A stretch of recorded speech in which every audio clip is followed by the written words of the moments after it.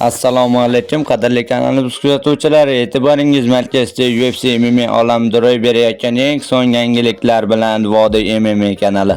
Qadrli do'stlar, hozirgi dasturimizda har doimgidek UFC MMA boks olamida ro'y berayotgan eng so'nggi yangiliklar to'g'risida batafsil gaplashamiz. Videoni boshlashdan oldin 2 soat vaqtimiz ketgan. Ushbu rolik uchun 3 soniya vaqtingizni ayamay videoga like bosishni hamda kanalimizga obuna bo'lishni unutmang. Biz esa bugungi dasturimizni boshladik. Yengil vazn toifasida sobiq Bellator chempioni Michael Chandler 2 vazn toifasida UFC sobiq chempioni Conor McGregorni oktagonga chaqiradi. Conor 2026-yilning 24-yanvar deb yozdi Chandler ijtimoiy tarmoqdagi sahifasiga. Aslida McGregor va Chandler o'tgan yilning 29-iyun kuni Las Vegasdagi jang qilishlari kerak edi. Jangda bir necha hafta oldin Illinois sportining oyoq barmog'i singanligi sababli bellashuv bekor qilingandi.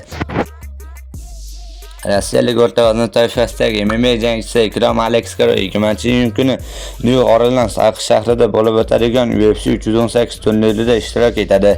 Alekskaro turnir doirasida raqibi braziliyalik Bruno Ferreira bo'ladi. Ma'lumot uchun Ferreira 2023-yilning o'zbekistonlik Nursulton Ro'ziboyev bilan jang qilib, birinchi raunddayoq nokautga uchragan. Qadrli do'stlar, hozirgi dasturimiz xuddi mana shu yerda o'z yakuniga yetdi. Videoni oxirigacha ko'rganlar barchasiga kattakon rahmat. Video yoqqan bo'lsa like bosishni unutmang. Keyingi dasturlarimizda ko'rishguncha xayr, o'zingizni ehtiyot qiling. Vodiy MMA kanalidan uzoqlashmang. Tez orada ko'rishguncha do'stlar.